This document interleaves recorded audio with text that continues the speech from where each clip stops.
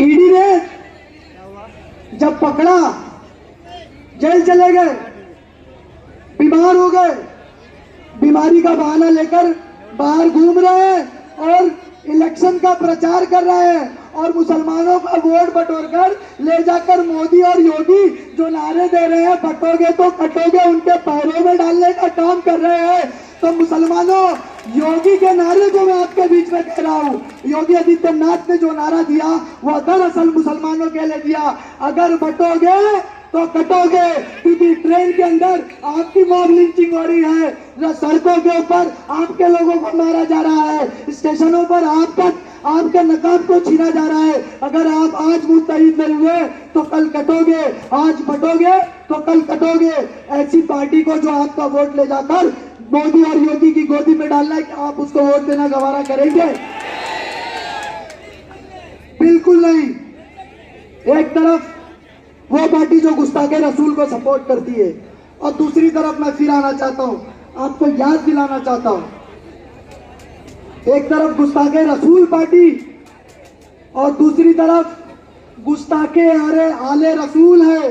बताइए आप, 2022 में एक आले रसूल के लिए एक रैली निकाली गई थी, डंडे झंडों हॉकी के साथ। एक हमारे यहाँ का गब्बर है जो गरीबों को डरा डरा कर खुद को गब्बर कहता है।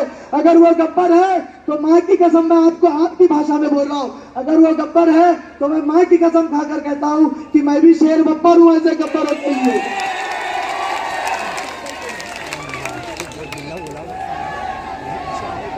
और मैं कभी आज तक कभी नहीं कहा कि मैं शेर बब्बर हूँ, लेकिन पता है ये पावर कहाँ से आ रहा है? एमआईएम, मजलिस, मेरा सदर, मेरा गुरूर है। और मेरे सदर ने मुझे जब मेरे हाथों को, अपने हाथों को मेरे सर पर रखा तो मेरे अंदर एक शेर दिल जो बच्चा था वो जाग कर खड़ा हो गया और हर जुल्म के खिलाफ गोवंडी के उतनी तेजी से जवाब देगा जितनी तेजी से जालिम जुल्म करेगा, उतनी तेजी से आवाज और बचाने के लिए हम खड़े हो जाएंगे इंशाअल्लाह।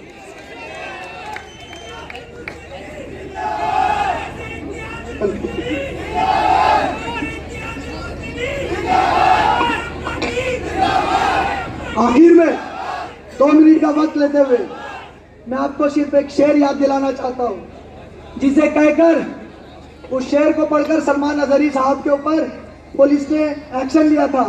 मैं ये शेर गोवंडी के कॉन्टेक्स्ट में कह रहा हूं, गोवंडी के कॉन्टेक्स्ट में कह रहा हूं, मानपुर शिवाजी नगर असेंबली के कॉन्टेक्स्ट में कह रहा हूं। कुछ देर की खामोशी है, फिर शेर आएगा। कुछ देर की खामोशी है, फिर शेर आएगा।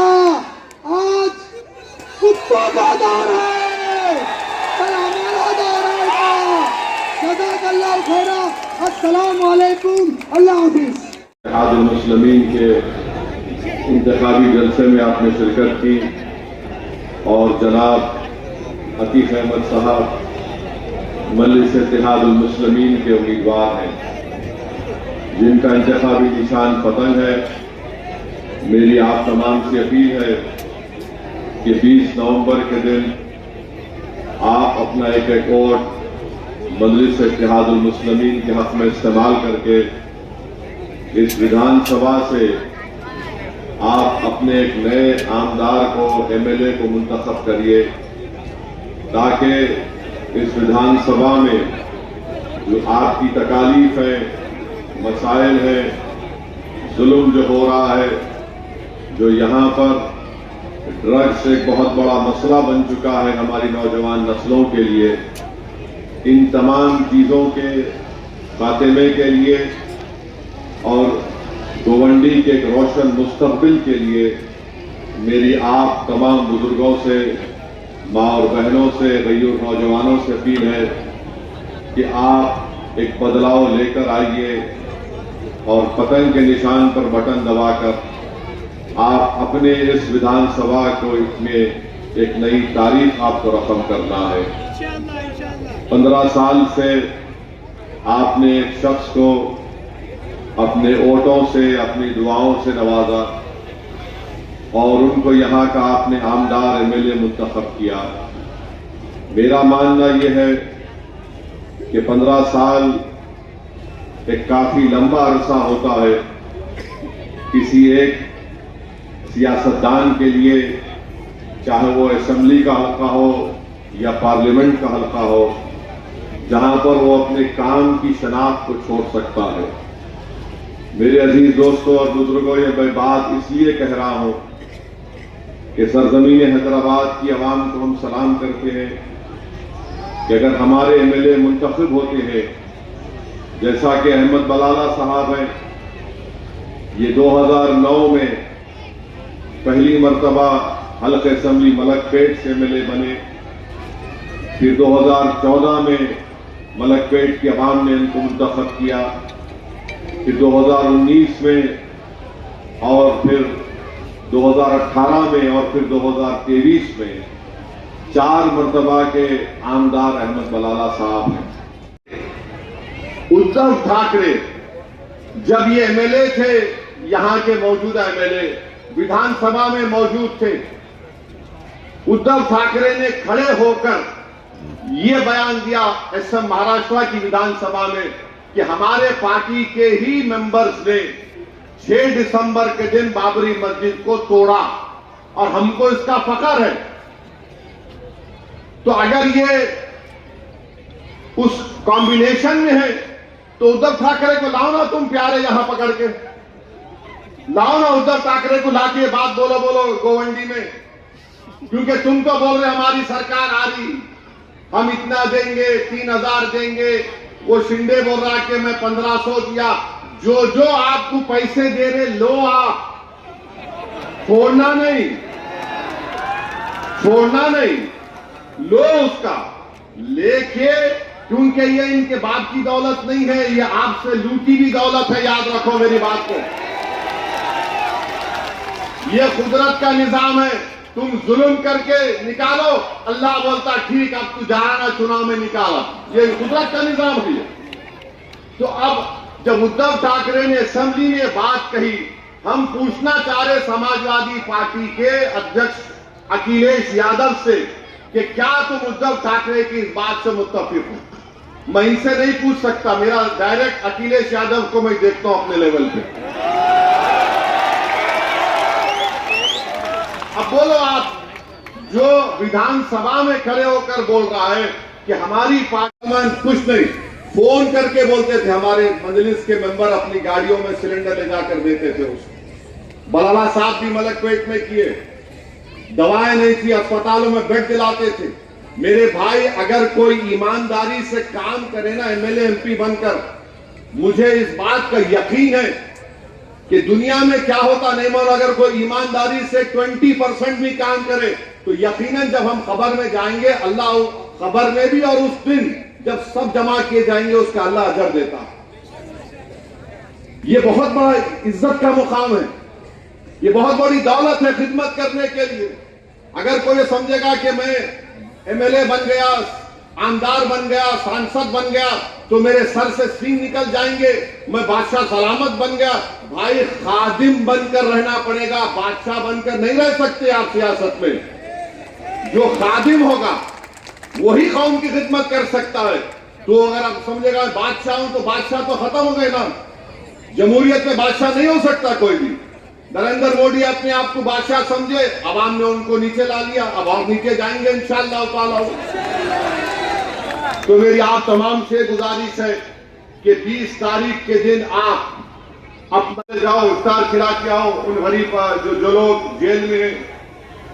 ऐसे कई डेवलपमेंट के स्कीम्स हैं जो हम यहां पर कर सकते, गवर्नमेंट में बहुत है, मगर 15 साल का एक लंबा अरसा गुजर चुका है।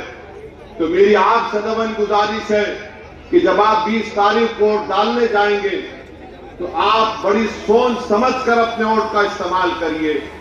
पूरे मुल्क में एक सबसे बड़ा चैलेंज जो इस देश के लिए बन चुका है वो ड्रग्स का मसला बना हुआ है और उस मसले को रोकना है। मगर अफसोस इस बात का है कि इस जहर को, इस दीमक को रोकने के बजाय मुझे ये बताया गया कि लोग उस दीमक को प्रमोट कर रहे हैं। बल्कि मुझे किसी ने बताया कि एक वीडियो है जहां पर उनके ही दफ्तर में बैठकर पाउडर मार रहे हैं लोग। आप बताइए कैसे होगा ये? आप बताइए कैसे होगा ये? आपको तो कोई अगर विधायक या सांसद बनता है तो उसको लोग उम्मीद से आते हैं कि भाई ये बुराई का खात्मा करेगा, अगर खात्मा ना करे तो उनकी तारीफ नहीं करेगा और ये हमारी तकालीफ को दूर करने का काम करेगा। अब आप यहां पर मुझे बताया गया, अतीक बता रहे थे कि कब्रिस्तान की जगह कोई बिल्डर को दे दी गई और अतीक को कोर्ट से लड़कर उसको रुकाना पड़ा। ये बात सच है नहीं है? अब आप लोग जिंदा हैं या आप खबर में सो रहे हैं? बताइए। आप जिंदा है ना? तो जो शख्स खबर में सो रहे उनको नहीं बख्श रहा, तुमको क्या बख्शेगा? बताओ फिर।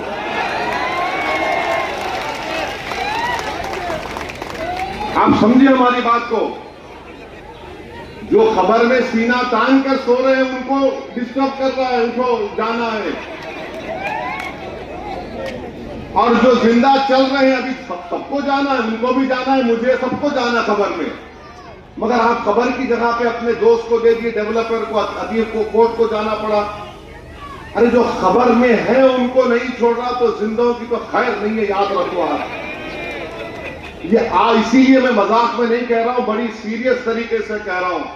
इसीलिए 20 तारीख को आपको अपना एक एक वोट यहां से बीजेपी की कामयाबी को अगर रोकना है तो अतीक को अपना नया आमदार बनाइए आप, इंशाअल्लाह। अतीक को अपना नया आमदार बनाइए। और ये लोग बहुत बोलेंगे। अब मेरा आज भाषण हुआ तो उसके बाद कल से ये लोग शुरू कर देंगे, समाजवादी के लोग, ये ओवैसी वोट काटने आया, ये जहां भी जाता वोट काट देता है, वो जीत जाते, फुला पार्टी जीत जाती। आज से 3 दिन पहले औरंगाबाद में एक मशहूर जर्नलिस्ट साहब आए थे, मेरा इंटरव्यू किया। उन्होंने मुझसे सवाल किया, मैंने कहा बिल्कुल सच है। अमेरिका में असदुद्दीन ओवैसी ने कमला हैरिस को हरा के ट्रंप को जिता दिया। मैं क्या, मैं बोल रहा हूं, मैं क्या।